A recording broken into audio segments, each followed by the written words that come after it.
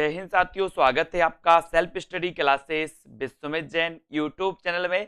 तो साथियों, आज का सेशन स्टार्ट हो चुका है और दोस्तों जिन भी साथियों ने अभी तक सेल्फ स्टडी क्लासेस का ऐप डाउनलोड नहीं किया है, आप सेल्फ स्टडी क्लासेस का ऐप जरूर डाउनलोड करें। दोस्तों आपको क्या करना है, प्ले स्टोर में सर्च करना है सेल्फ स्टडी क्लासेस, ठीक है। तो ये पूरा आपको लिखा मिल जाएगा और ऐप आपको डाउनलोड कर लेना। अगर दोस्तों आप हिंदी साहित्य की तैयारी कर रहे हैं, UK, LT, TGT, PGT, Punjab master cadre या फिर जूनियर टेट एग्जाम की तैयारी कर रहे हैं, तो दोस्तों ये वीडियो आपके लिए है। ये ऐप जो है सेल्फ स्टडी क्लासेस, ये आपके लिए, ठीक है। तो जिन भी साथियों ने अभी तक वीडियो को लाइक नहीं किया वो जल्दी से लाइक करें और वीडियो को दोस्तों अपने मित्रों तक शेयर जरूर करें। आज हम द्विवेदी युग को पढ़ने वाले। इसके पहले दोस्तों हमने भारतेंदु युग को पढ़ा आधुनिक काल में। आज अपन द्विवेदी युग को पढ़ेंगे। द्विवेदी युग में आपको बताना है कि द्विवेदी युग का जो नामकरण किया गया वो किसके नाम पर किया गया, ये आपको चयन करना है, ठीक है। तो सभी साथी ऐसे हैं जिन्होंने सेल्फ स्टडी क्लासेस का ऐप डाउनलोड कर लिया है, तो जल्दी जल्दी से फटाफट से उत्तर बताएंगे। द्विवेदी युग नामकरण किया है तो किसने किया है बताइए, है ना, किसके नाम पर किया गया है, ये क्वेश्चन आपको बताना है। तब आपका यहां पर बिल्कुल द्विवेदी युग नामकरण किया गया, ये आपसे पूछा गया और आपने बिल्कुल सही आंसर चयन किया है कि महावीर प्रसाद द्विवेदी। महावीर प्रसाद द्विवेदी के नाम पर दोस्तों द्विवेदी युग का नाम पड़ा। और महावीर प्रसाद द्विवेदी आपको पता है कि द्विवेदी युग के श्रेष्ठ दोस्तों कवि लेखक माने जाते हैं। और द्विवेदी जो महावीर प्रसाद द्विवेदी हैं, ये सरस्वती पत्रिका के क्या बने थे, सरस्वती पत्रिका के दोस्तों ये संपादक बने थे। कब बने थे, 1903 में। और सरस्वती पत्रिका यानी कि दोस्तों 1900 ईस्वी से ही द्विवेदी युग का आरंभ माना जाता है, 1900 ईस्वी से, ठीक है। ये आपको याद रख लेना। द्विवेदी युग का नामकरण महावीर प्रसाद द्विवेदी के नाम पर किया गया। इन्होंने गद्य और पद्य दोनों के लिए खड़ी बोली में सामान्य बोलचाल की भाषा को प्राथमिकता देने की वकालत की। इनके द्वारा दोस्तों रचित अनुदित व मौलिक 80 ग्रंथ हैं और इनके प्रमुख काव्य संग्रह हैं काव्य मंजूषा, सुमन, काव्य कुंज, अबला विलाप, ये सभी इनकी दोस्तों रचनाएं मानी जाती हैं, ठीक है। ये चीज आपको याद रखना है यहां पर। अब आप पढ़ते हैं अगला क्वेश्चन।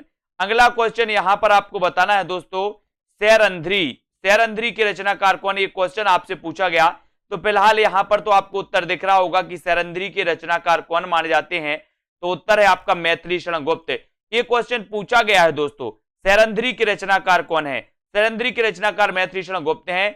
यह गुप्त जी द्वारा रचित नाटक है। सैरंध्री नाटक किसका है, तो ये मैथिली शरण गुप्त का है। इनके द्वारा रचित नाटक है रंग में भंग, राजा प्रजा, है ना, ये आपको याद रख लेना दोस्तों। वन वैभव, विकट भट्ट, ब्रहणी, ब्रजांगना, है ना, बैतालिक, शक्ति, स्वदेश, ये इनकी बहुत ही महत्वपूर्ण रचनाएं मानी जाती हैं, इनको याद रख लेना है। और सैरंध्री भी किसकी है दोस्तों, मैथिली शरण गुप्त की रचना मानी जाती है, ये आपको याद रख लेना, ठीक है। बी नंबर आपका मैथिली शरण गुप्त बिल्कुल सही हो जाएगा, ठीक है। अगला क्वेश्चन आपको यहां पर अब चयन करना है।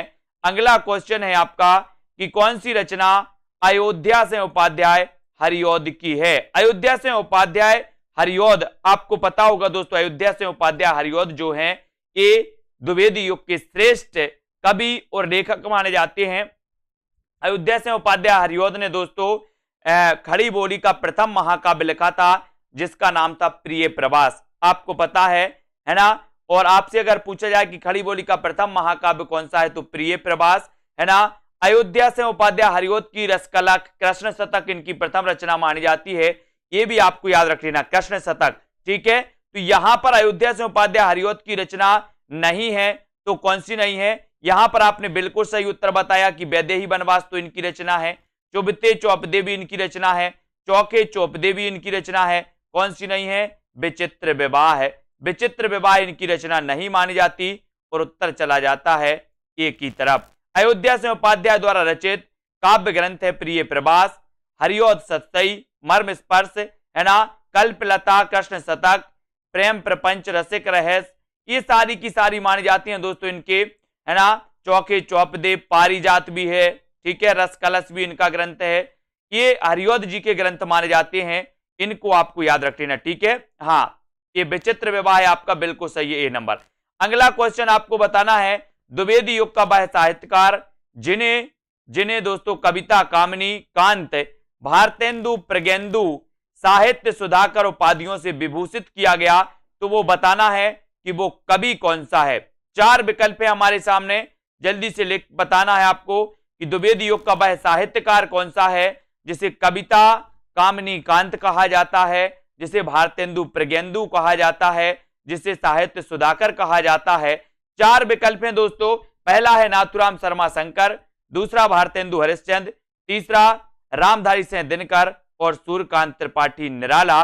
तो आपको पता है कि कविता कामिनी कांत, भारतेंदु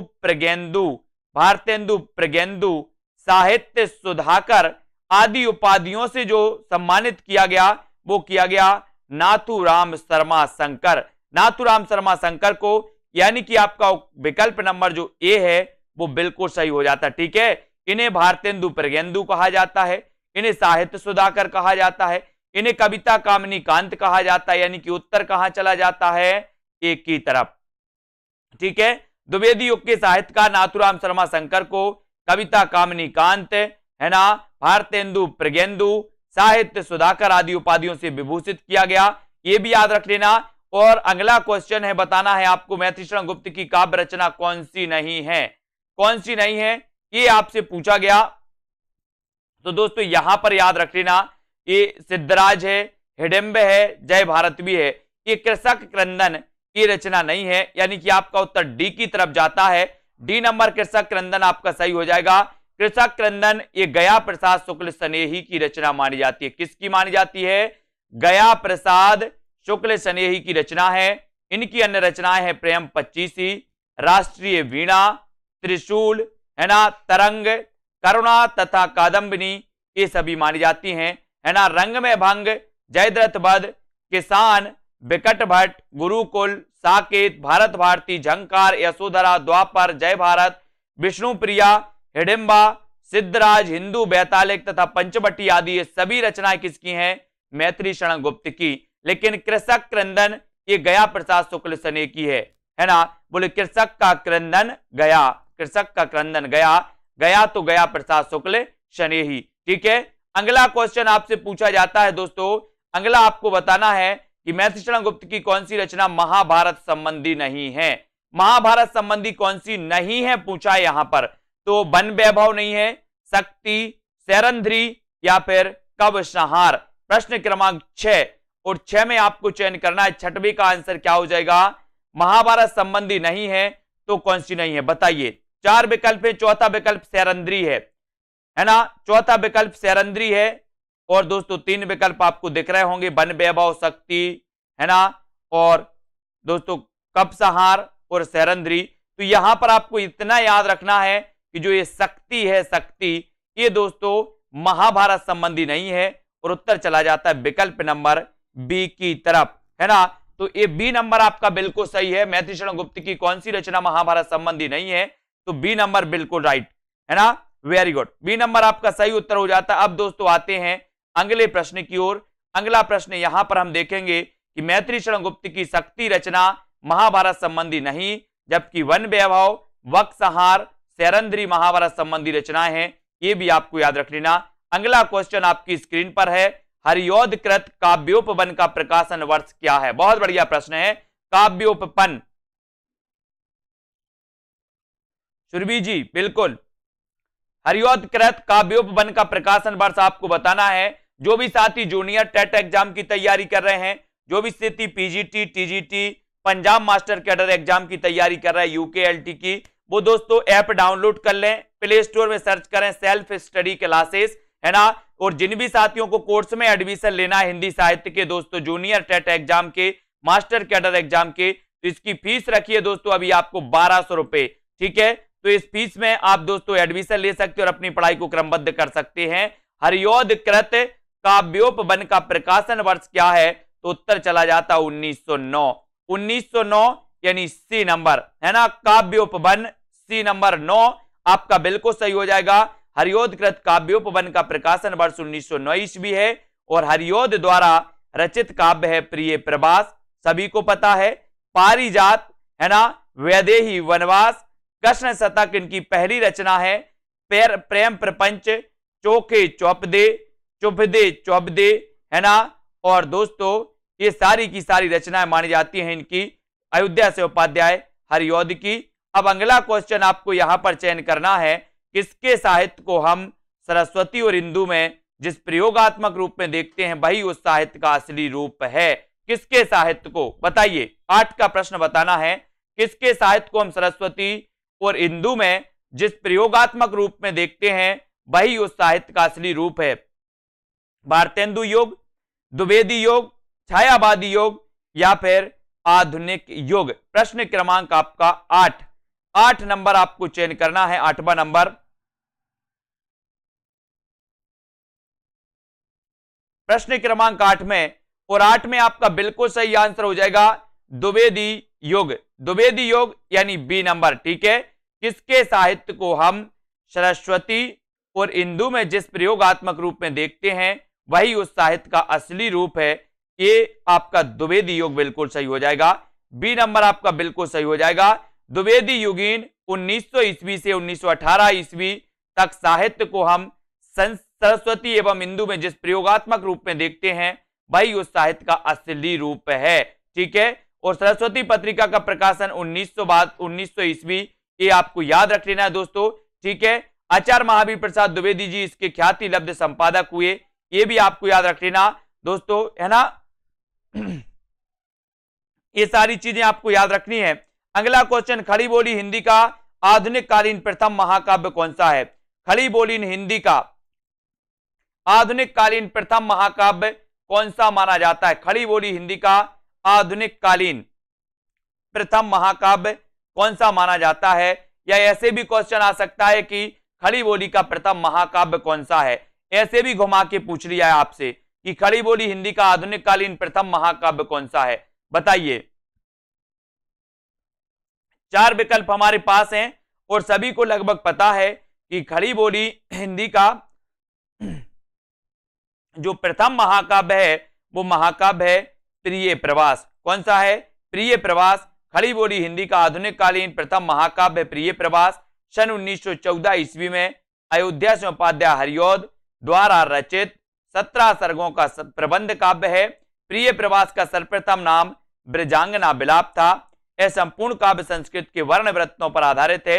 इस प्रबंध काव्य में कृष्ण के बचपन से लेकर मथुरा प्रस्थान तक का वर्णन है ना। इसमें कितने सर्ग हैं? 17 सर्ग हैं, ये याद रख लेना हरिऔध जी के प्रिय प्रवास में, इसको सभी याद रखेंगे।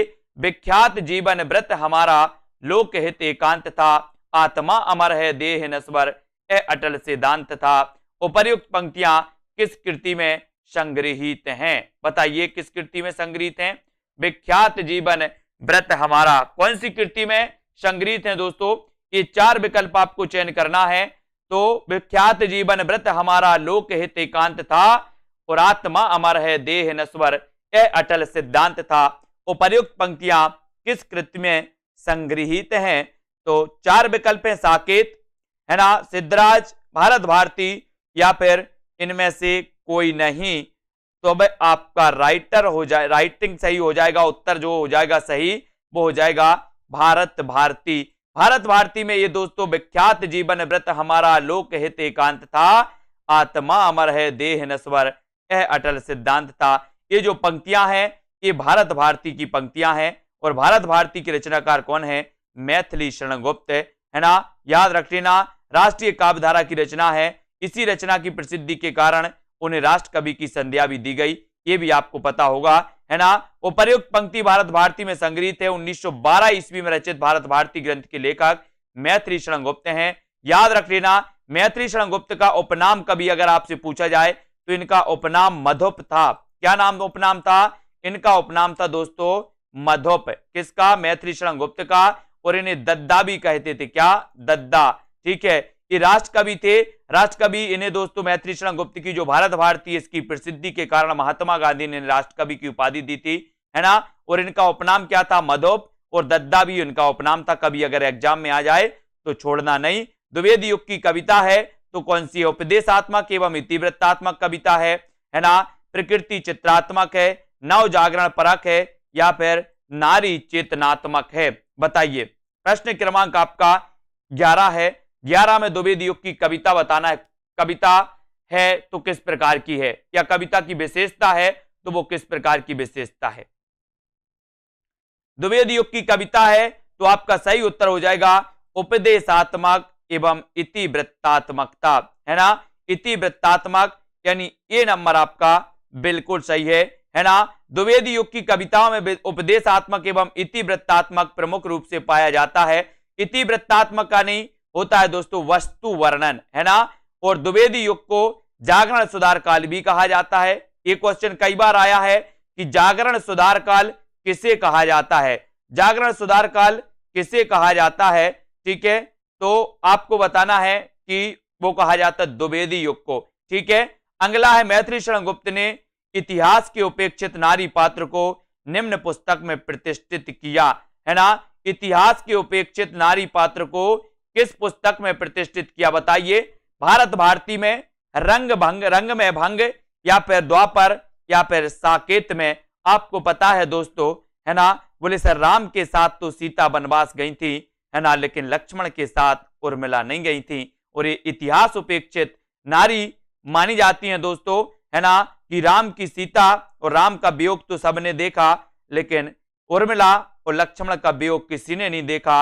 यानी कि इतिहास के उपेक्षित नारी पात्र को निम्न पुस्तक में प्रतिष्ठित किया गया, तो वो पुस्तक है साकेत, है ना। साकेत मैथिली शरण गुप्त जी का महाकाव्य है और ये राम काव्य पर आधारित महाकाव्य माना जाता है दोस्तों, याद रख लेना। और इसमें कितने सर्ग हैं, तो साकेत में 12 सर्ग हैं, ये भी आपको याद रख लेना, ठीक है।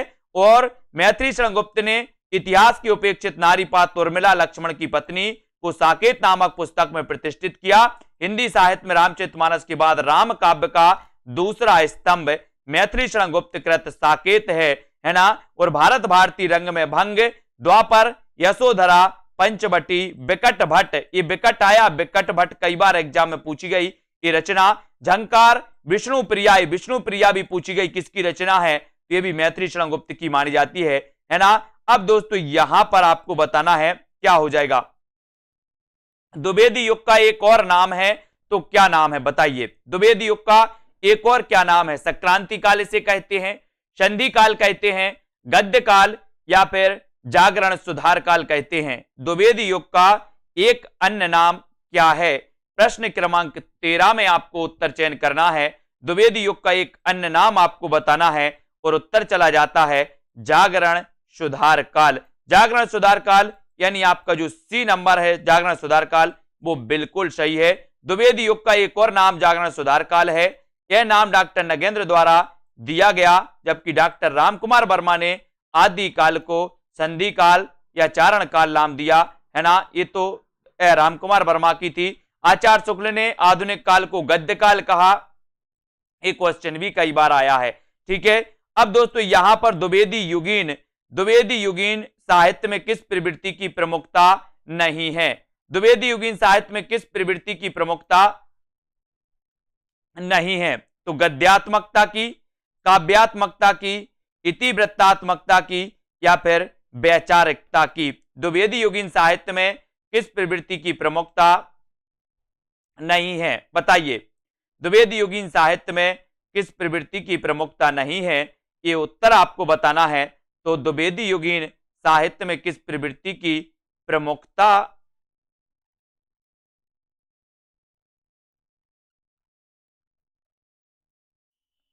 तो यहां पर आपका उत्तर हो जाएगा दोस्तों काव्यात्मकता। ये बी नंबर सही हो जाएगा, यहां पर ये डी नहीं होगा। काव्यात्मकता आपका बिल्कुल सही हो जाएगा, क्योंकि इतिवृत्तात्मकता की प्रमुख विशेषता मानी जाती है ना। तो ये बी नंबर आपका बिल्कुल सही है। गद्यात्मकता, वैचारिकता द्विवेदी युग प्रधान प्रवृत्तियां रही हैं। गद्यात्मकता भी रही है, वैचारिकता भी रही है ना, इतिवृत्तात्मकता भी रही है। नहीं रही तो कौन सी नहीं रही, काव्यात्मकता नहीं रही। और बी नंबर आपका बिल्कुल सही हो जाता है, बी नंबर, ठीक है। वी राइट आंसर हो जाएगा काव्यात्मकता, ठीक है।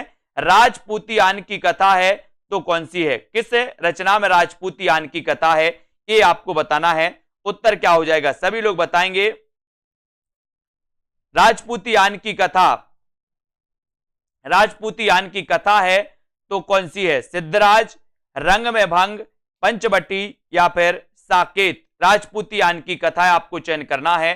बताइए प्रश्न क्रमांक है आपका, है ना, यहां पर दोस्तों 15, और 15 में राजपूतियान की कथा कौन सी रही? ये 4 विकल्प में से एक विकल्प का आपको चयन करना, और आपने बिल्कुल सही आंसर बताया कि सर रंग में भंग ये राजपूतियान की कथा रही है, यानी कि बी नंबर आपका बिल्कुल सही हो जाएगा। मैथिली शरण गुप्त इसके रचनाकार हैं, रंग में भंग, है ना। अब यहां पर आते अगला क्वेश्चन अपना है, यहां पर राजपूतियान की कथा रंग में भंग, है ना, काव्य में समाहित है। रंग में भंग काव्य ग्रंथ की रचयिता मैथिली शरण गुप्त हैं, है ना। आचार्य रामचंद्र शुक्ल ने गुप्त जी को सामंजस्यवादी कवि कहा है, रामचंद्र शुक्ल ने कहा, ठीक है। और गुप्त जी ने स्वयं को कौटुंबिक कवि मात्र कहा। इन्हें भारत भारती लिखने पर महात्मा गांधी ने राष्ट्र कवि की उपाधि दी।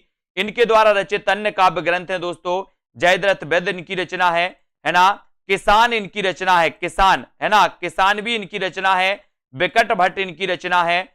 यशोधरा, भारत भारती, साकेत, गुरुकुल, है ना। विष्णु प्रिया, एक कई बार पूछी गई विष्णु प्रिया की रचनाकार कौन है, तो ये भी आपको याद रख लेना। साकेत की कथा का मुख्य संबंध किसके चरित्र विकास से जुड़ा है, ये आपको चयन करना है। करिए 4 विकल्प हैं और साकेत का मुख्य संबंध बताना है किसके चरित्र विकास से जुड़ा है।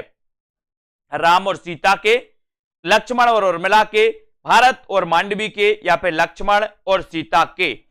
तो साकेत की कथा का मुख्य जो संबंध है वो किसके चरित्र से के विकास से जुड़ा है। सभी लोग लाइक जरूर कर देंगे, और जिन भी साथियों ने अभी तक self study classes app download नहीं किया है वो प्ले स्टोर में सर्च करें सेल्फ स्टडी क्लासेस, है ना, और ऐप डाउनलोड कर लें। जिन भी साथियों को एडमिशन लेना है कोर्स में हिंदी साहित्य, हिंदी व्याकरण के, जहां पर आपको टॉपिक वाइज टेस्ट भी मिलेंगे, जहां पर आपको हिंदी व्याकरण भी पढ़ाई जाएगी, जहां पर आपको हिंदी साहित्य भी, विस्तृत अध्ययन प्लस की वीडियो भी आपको पढ़ाए जाएंगे, है ना। तो साकेत की कथा का मुख्य संबंध किसके चरित्र विकास से जुड़ा है, तो वो जुड़ा है लक्ष्मण और उर्मिला, यानी कि बी नंबर आपका बिल्कुल सही है। साकेत में हम पढ़ते हैं दोस्तों कि 1931 की तो ये रचना है साकेत, है ना। साकेत गुप्त जी की सर्वश्रेष्ठ रचना है, इसे महाकाव्यों की श्रेणी में रखा गया।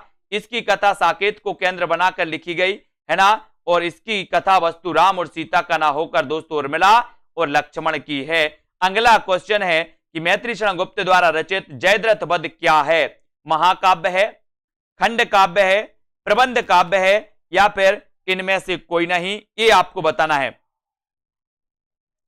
प्रश्न क्रमांक 17 का आंसर आपको चयन करना है।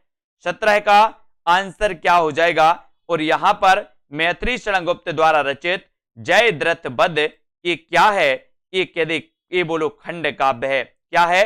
खंड काव्य। ये दोस्तों प्रबंध काव्य के 2 भेद होते हैं। प्रबंध काव्य के एक भेद होता है महाकाव्य, एक होता है खंड काव्य। यहां खंड काव्य दिया है, हम खंड काव्य ही लगाएंगे, ठीक है, सी नंबर लगाएंगे, सी नंबर खंड काव्य है, ठीक है। मैथिली शरण गुप्त द्वारा रचित जयद्रथ वध एक खंड काव्य है। किसी महाकाव्य के आंशिक रूप का अनुसरण करने वाली विधा दोस्तों क्या कहलाती है? एक खंड काव्य कहलाती है, ठीक है, इसको याद रखेंगे। मैथिली शरण गुप्त द्वारा रचित जयद्रथ वध में महाभारत के अर्जुन द्वारा जयद्रथ के वध किए जाने की घटना का इसमें वर्णन किया गया है ना। अब अगला क्वेश्चन आपको यहां पर बताना है कि दिवस का अवसान समीपता, गगनता कुछ लोहित हो चला, है ना, तरु शिखा पर थी अब गरजती कमलिनी, कुल का बल्लभ की प्रभा। ये कई बार पूछा गया दोस्तों, दिवस का अवसान समीप था। ये दिवस का अवसान समीप था, ये पंक्ति आपको बताना है कि पंक्ति किससे है दोस्तों? आंसू से है, परिवर्तन से, किसान से, या प्रिय प्रवास से, यानी कि किस रचना से लिया गया है? बताइए ये पंक्ति किस रचना से ली गई है, ये बताना है। प्रश्न क्रमांक 18 में दिवस का अवसान समीप था, है ना, गगनता कुछ लोहित हो चला, तरु शिखा पर थी अब राजती कमलिनी, है ना। ये क्वेश्चन कई बार आया। और दिवस का अवसान समीप था, बोले किसके दिवस का? बोले प्रिय प्रवास, प्रिय के प्रवास का दिवस का अवसान समीप था। याद रख लेना, प्रिय प्रवास आपका सही होगा। प्रिय प्रवास खड़ी बोली का प्रथम महाकाव्य, है ना, इसमें 17 सर्ग हैं प्रिय प्रवास में, ये भी याद रख लेना। और ये दोस्तों किसकी रचना है? अयोध्या से उपाध्याय हरिऔध, है ना। उक्त काव्य पंक्तियों का संबंध दोस्तों द्विवेदी युग के श्रेष्ठ कवि माने जाते हैं अयोध्या से उपाध्याय हरिऔध, और इन्हें कवि सम्राट कहा जाता है। किसे, अगर आपसे कभी पूछा जाए कि कवि सम्राट किसे कहा जाता है, तो अयोध्या सिंह उपाध्याय हरिऔध को। इन्होंने दोस्तों निःशुल्क नागरिक प्रचारणी सभा और साहित्य की सेवा के लिए इन्हें कवि सम्राट की उपाधि दी गई थी, है ना। 1914 ईस्वी में रचित प्रिय प्रवास 17 सर्ग इसमें माने जाते हैं, इसको आपको याद रख लेना दोस्तों। और यहां पर अगला क्वेश्चन आपको बताना है कि द्विवेदी जी ने किस भाषा को कविता के सिंहासन से उतारकर खड़ी बोली को प्रतिष्ठित करने में काफी योगदान दिया। तो बताइए, 4 विकल्प हैं, फारसी भाषा, संस्कृत भाषा, ब्रज भाषा या फिर पाली भाषा। किस भाषा को उतारकर दोस्तों खड़ी बोली को प्रतिष्ठित करने में काफी योगदान दिया? वो ऐसे दोस्तों कवि कौन थे, ऐसे लेखक कौन थे? तो वो लेखक कौन थे दोस्तों, ये भी आपको पता है कि वो महावीर प्रसाद द्विवेदी थे। लेकिन किस भाषा को उतारा था इन्होंने? तो ब्रज भाषा को दोस्तों सिंहासन से उतारकर, कविता के सिंहासन से उतारकर खड़ी बोली को प्रतिष्ठित करने वाले जो आचार्य थे वो द्विवेदी, है ना, आचार्य महावीर प्रसाद द्विवेदी थे। तो ये आपको याद रख लेना है कि द्विवेदी जी ने ब्रज भाषा को कविता के सिंहासन से उतारकर खड़ी बोली को प्रतिष्ठित करने में काफी योगदान दिया। Fort William college Bharatendu Harishchandra तथा समकालीन साहित्यकारों के अतिरिक्त प्रयास से भारतेंदु युक्तक खड़ी बोली गद्य, है ना, में प्रतिष्ठित हो गई थी दोस्तों। ये भी आपको याद रख लेना, ठीक है। अगले क्वेश्चन की ओर बढ़ेंगे। भाषा के रूप में स्थापित हो चुकी थी परंतु कविता की भाषा अब भी ब्रज भाषा ही बनी रही, है ना। चिरगांव किस कवि का जन्म स्थान है? चिरगांव जिला झांसी, बताइए चिरगांव जिला झांसी किस कवि का जन्म स्थान है? माखनलाल चतुर्वेदी का, मैथिली शरण गुप्त, सुमित्रा कुमारी चौहान या फिर सुमित्रा नंदन पंत। चिरगांव किस कवि का जन्म स्थान है, ये आपको बताना है। प्रश्न क्रमांक है आपका 20 का आंसर आपको बताना है कि चिरगांव किस कवि का जन्म स्थान माना जाता है। माखनलाल चतुर्वेदी का तो नहीं है, किसका है बताइए। और उत्तर आपका बिल्कुल सही आंसर हो जाएगा कि सर चिरगांव जिला झांसी, चिरगांव में जन्म हुआ था राष्ट्र कवि मैथिली शरण गुप्त का, राष्ट्र कवि मैथिली शरण गुप्त का, जिनकी रचना भारत भारती के लिए 1912, ये दोस्तों 1912 की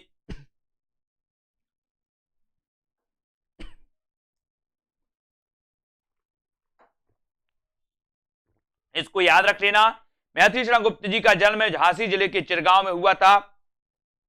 राष्ट्र कवि गुप्त जी के द्वारा लिखे गए काव्य ग्रंथ हैं जयद्रथ वध, भारत भारती, साकेत, यशोधरा, पंचवटी, विष्णुप्रिया याद रख लेना ये दोस्तों। और माखनलाल चतुर्वेदी का जन्म मध्य प्रदेश के कहा हुआ था? होशंगाबाद जिले के बाबई गांव में हुआ था, है ना। सुमित्रा कुमारी चौहान का जन्म प्रयाग के निहालपुर गांव में हुआ था।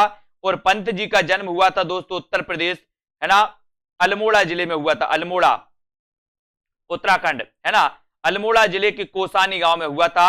ये भी आपको याद रख लेना, जो अब उत्तराखंड में आता है अल्मोड़ा जिला के कोसानी गांव, ठीक है। अब यहां पर आपको सुमेलित करना है प्रिय प्रवास, रंग में भंग, मृत्युंजय या फिर पथिक।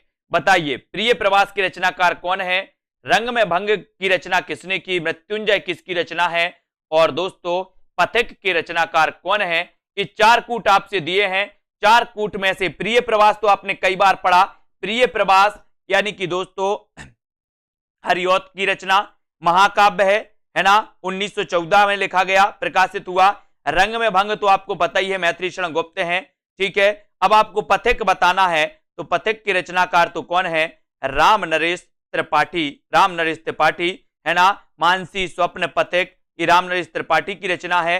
और मृत्युंजय के रचनाकार कौन है? ठीक है, राय देवी प्रसाद पूर्ण, ठीक है। तो प्रिय प्रवास किसकी है? हरिऔध की। रंग में भंग मैथिली शरण गुप्त, मृत्युंजय राय देवी प्रसाद पूर्ण, और पथिक राम नरेश त्रिपाठी, ठीक है। ये क्लियर, इतनी चीजें आपकी क्लियर हो गई। अगला क्वेश्चन है प्रिय प्रवास हरिऔध जी की रचना है। हरिऔध जी की अन्य रचनाएं चुभते चौपदे, चौखे चौपदे, वैदेही बनवास, है ना। और दोस्तों मैथिली शरण गुप्त की रंग में भंग है, ये भी आपको याद रख लेना। पथिक राम नरेश त्रिपाठी की है, ठीक है। मृत्युंजय राय देवी प्रसाद पूर्ण की रचना कई बार पूछी गई। अब दोस्तों यहां पर आपसे रचना काल की दृष्टि से पूछा गया कि रचना काल की दृष्टि, रचना क्रम की दृष्टि से बताइए कृतियों का सही अनुक्रम क्या है। अगर आपको दिख रहा हो तो आप जरूर बताइएगा। प्रश्न क्रमांक रचना काल की दृष्टि से कृतियों का सही अनुक्रम बताना है, तो चयन करिए।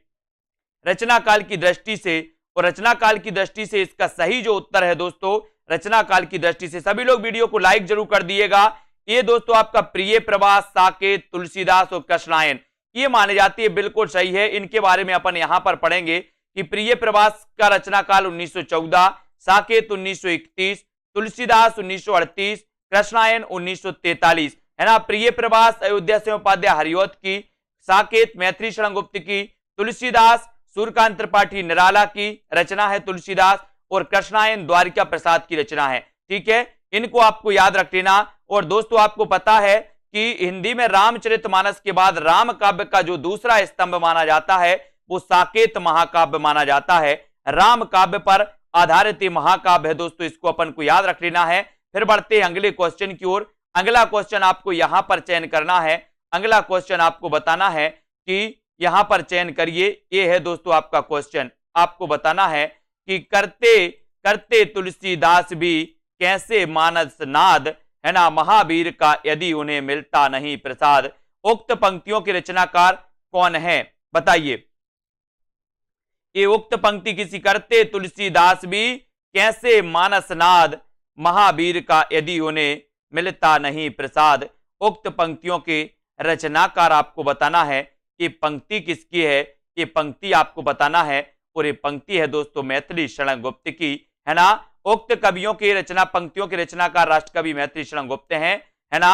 और दोस्तों मैथिली शरण गुप्त की निम्न कृतियां भारत भारती, पंचवटी, यशोधरा, झंकार, झंकार भी इनकी रचना है। ठीक है, ये मैथिली शरण गुप्त की पंक्ति मानी जाती है, पूछी गई है कई बार। और अगला क्वेश्चन है इतिवृत्तात्मकता किस काव्य युग की प्रमुख विशेषता है। ये क्वेश्चन तो कई बार आया, इतिवृत्तात्मकता के बारे में आपसे पूछा जाता है। और जिन भी साथियों ने अभी तक self study classes app download नहीं किया है वो आज ही दोस्तों सेल्फ स्टडी क्लासेस ऐप को डाउनलोड कर लें। ठीक है, और दोस्तों अपनी पढ़ाई को स्टार्ट कर दें। जिन भी साथियों को जूनियर टेट एग्जाम के लिए कोर्स में एडमिशन लेना है, जिन भी साथियों को टीजीटी पीजीटी के लिए कोर्स में एडमिशन लेना है, तो फीस मात्र 1200 रखी गई है। 1 साल तक वैलिड रहेगा ये आपका कोर्स, है ना। तो आप अध्ययन कर सकते हो। इतिवृत्तात्मकता किस युग की प्रमुख विशेषता है, उत्तर चला जाता है द्विवेदी युग की, है ना। इतिवृत्तात्मकता मतलब होता है वस्तु वर्णन, है ना। और वस्तु वर्णन द्विवेदी युग की प्रमुख विशेषता है, जिसकी सबसे मुख्य विशेषता देशभक्ति एवं राष्ट्रीय जागरण का उद्दीप्त स्वर माना जाता है।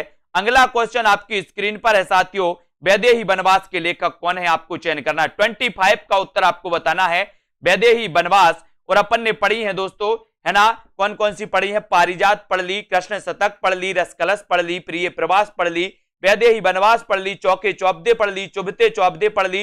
ये सारी रचनाएं किसकी मानी जाती हैं, है ना।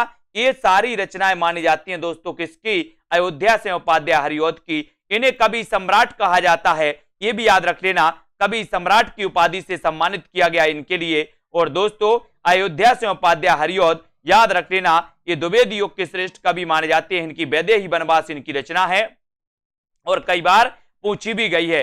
आधुनिक हिंदी कविता में द्विवेदी युग का समय बताना है, द्विवेदी युग की सीमा बताना है। दोस्तों द्विवेदी युग का काल क्या था, इसका चयन आपको करना है।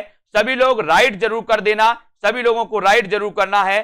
ठीक है, और दोस्तों है ना, पूरा आपको राइट यहां पर करना है। ठीक है, तो आधुनिक हिंदी कविता में द्विवेदी युग का काल सीमा कब तक माना जाता है, ये उत्तर आपको बताना है। जल्दी से बताएं अनीता जी, एक ही प्रश्न में थोड़ी बैठे रहेंगे अपन लोग, है ना। बताइए आधुनिक हिंदी कविता में द्विवेदी युग का काल सीमा कब तक माना जाता है। जितना आपके लिए इंपॉर्टेंट होता है वो आपको बताया जाता है। ठीक है, और जिनको एक्स्ट्रा पढ़ना है वो बुक से भी पढ़ सकते हैं। आधुनिक हिंदी कविता में द्विवेदी युग का काल सीमा कब तक माना जाता है, तो वो माना जाता है 1900 से। दोस्तों यहां पर विकल्पानुसार जो है वो 1900 से 1918, वैसे 1900 से 1920 भी माना जाता है। याद रख लेना, क्योंकि 1918 से छायावाद का उदय हो जाता है, इसलिए विकल्पानुसार अपन उत्तर लगाएंगे 1900 से 1918, यानी कि डी नंबर। ठीक है, इसको याद रख लेना।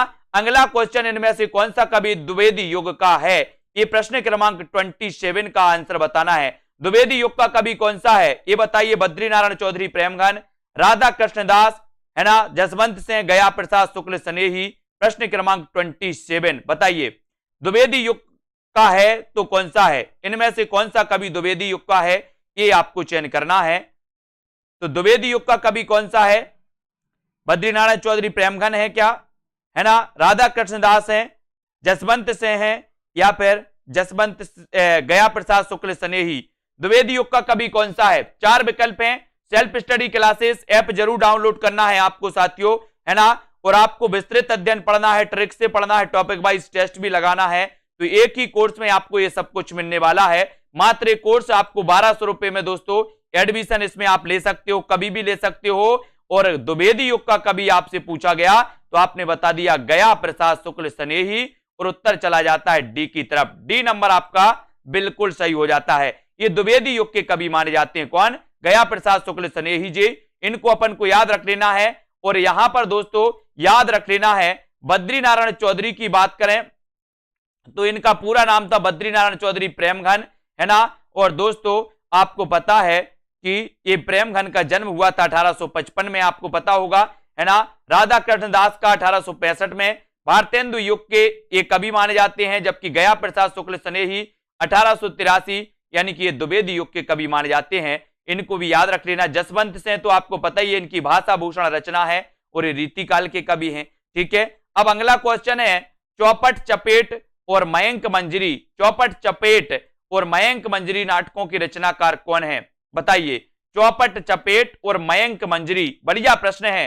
चौपट चपेट मयंक मंजरी नाटकों के रचनाकार आपको चयन करना है।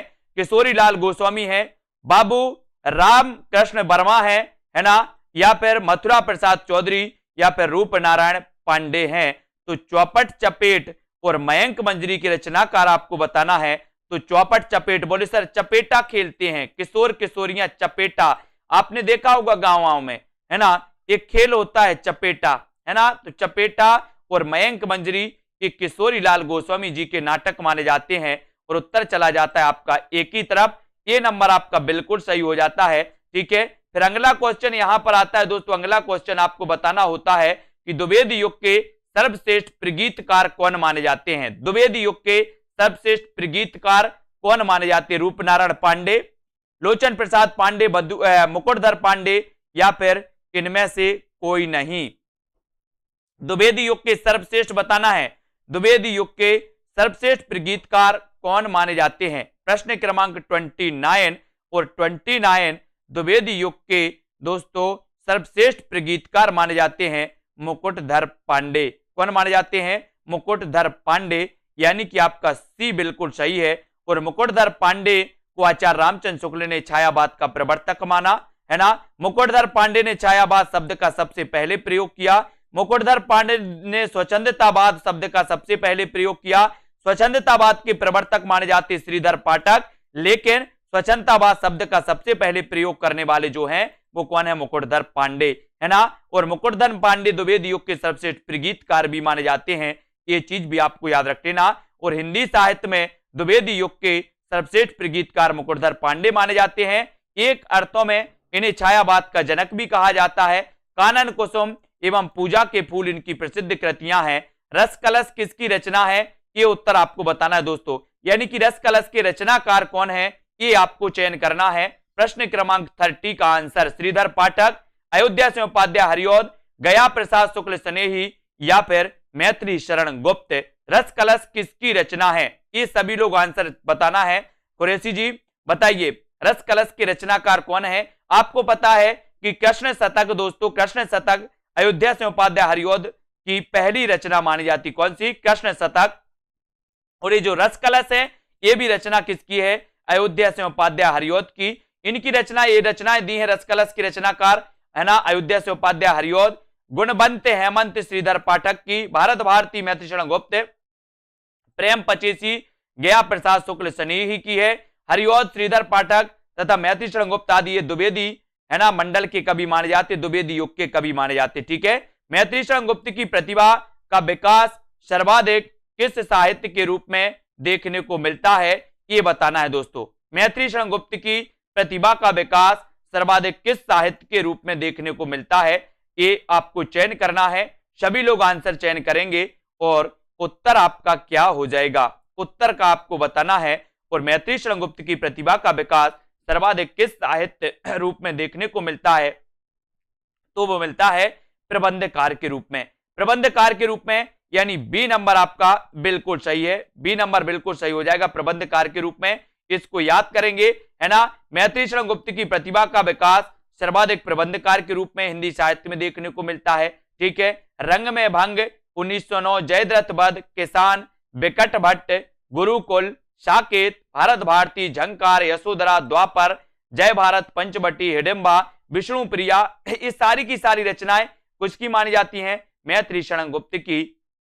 इन रचनाओं को याद करना है दोस्तों, है ना। और भारत भारती के कारण, भारत भारती की प्रसिद्धि के कारण महात्मा गांधी ने इन्हें राष्ट्र कवि की उपाधि दी थी। किसको किसको दी थी, मैथिली शरण गुप्त को, याद रख लेंगे, ठीक है। अब सभी साथी दोस्तों, जिन भी साथियों ने अभी तक वीडियो को लाइक नहीं किया है वो सभी लोग वीडियो को लाइक कर देंगे।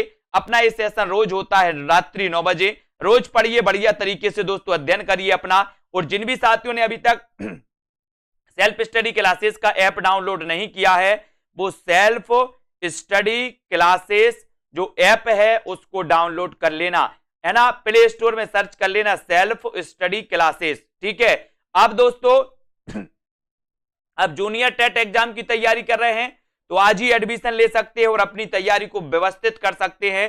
शाम को 5 से 5:40 एक लाइव क्लास चलती है पेड वालों की जिन्होंने एडमिशन लिया है, और 6 से 6:40 क्लास चलती है एडमिशन वालों की, ठीक है। तो लाइव क्लास से भी आप पढ़ सकते हो, साथ ही रिकॉर्डेड कोर्स भी आपके लिए ऐप पर दिया जाता है कि अगर आप लाइव क्लास नहीं पढ़ पाते, अटेंड नहीं कर पाते तो आप दोस्तों ऐप से रिकॉर्डेड कोर्स से पढ़ सकते हो। साथ ही टॉपिक वाइज टेस्ट भी आपको दिए जाते हैं कि आप टॉपिक वाइज टेस्ट भी लगाइए, है ना। साथ ही व्याकरण भी आपके लिए दोस्तों उपलब्ध है और बहुत सारी चीजें, ट्रिकी वीडियो आपके लिए उपलब्ध हैं और विस्तृत अध्ययन वाली वीडियो भी आपके लिए उपलब्ध है। सब प्रकार की सुविधाएं सेल्फ स्टडी क्लासेस पर हिंदी साहित्य वालों के लिए मिल रही हैं, जो दोस्तों सबसे बेस्ट है आपके लिए, है ना। रीता जी और संजय जी, गीतिका, सभी के लिए धन्यवाद। कल्पना जी, दारसू जी, अनीता जी, सरिता जी, विवेक जी, संजय पाठक जी, विपिन जी, शांति जी, रविंद्र जी, विमलेश, कमलेश, लवली जी, शाम पंडित, युवराज, रीता जी, नीतू जी, सभी लोग दोस्तों वीडियो को लाइक करते रहें, अपने मित्रों तक शेयर करते रहें और जिन भी साथियों को एडमिशन लेना है वो ले सकते हैं, ठीक है। ये सभी लोग पढ़ सकते हैं, है ना, ठीक है। और ये सभी लोग पढ़ते रहें दोस्तों और निरंतर अपनी तैयारी करते रहें, ठीक है। और अपना सेशन 40 मिनट का होता है, अपन 40 मिनट पढ़ते हैं, ठीक है। अर्शदीप, देवेंद्र जी बहुत बढ़िया, विमलेश जी, विपिन जी, दारसू, शिल्पा जी, अर्चना जी और आरती जी, सक्सेना, मनीषा जी, सोनू जी, मोहित जी, उमा जी, इंदिरा जी, नेहा जी, मनीषा, जतिन जी, रीता जी, सभी को धन्यवाद। अनुराग जी, सुमित जी, ठीक है, आर्यन जी, अर्शदीप, रश्मि जी, मनीषा हिस्ट्री, है ना, विथ देवेंद्र जी, अमिता हिस्ट्री, नीतू जी, सुषमा, सुमित कुमार जी, आर्यन, जसवंत जी, लालदास, प्रमिला जी, सीमा जी, सभी को धन्यवाद। दोस्तों वीडियो को सभी लोग लाइक जरूर करते रहें, शेयर जरूर करते रहें, ठीक है। और दोस्तों ठीक है, पूनम जी, रीता जी बहुत बढ़िया, सोनू जी, जीपीएस, गौरव, विवेक जी, कविता, संगीता, लालदी जी, सभी लोग अपनी तैयारी अच्छे से करें, व्यवस्थित करें और तैयारी निरंतर करें, तभी आपका सिलेक्शन सुनिश्चित होता है, ठीक है। पुष्पा जी, रेखा जी, त्रिपाठी, रीना शुक्ला जी, लीला जी, दारसू जी, सभी को धन्यवाद। आज के इस वीडियो के लिए बस इतना ही दोस्तों। आप 1 महीने के लिए अध्ययन करते हो, 2 महीने के अध्ययन करते हो, ऐसे सिलेक्शन नहीं होता। आप निरंतर अध्ययन करें हिंदी साहित्य का, आप निरंतर सालों अध्ययन करेंगे हिंदी साहित्य में, आप सिलेक्शन पा लेंगे किसी भी एग्जाम में, है ना। आप सोचो कि सर एग्जाम की डेट आ गई और हमने 1-2 महीना अध्ययन किया और अपना सिलेक्शन हो गया, है ना। हो जाता है, जिनका जो करते हैं सालों से अध्ययन, जिनका अध्ययन होता है ना। आपको भी अध्ययन करने की जरूरत है, निरंतर अध्ययन करें, एग्जाम हो या ना हो, आप अध्ययन करते हैं तो आपका सिलेक्शन सुनिश्चित होता है दोस्तों, ठीक है। तो आज के इस वीडियो के लिए बस इतना ही। जय हिंद।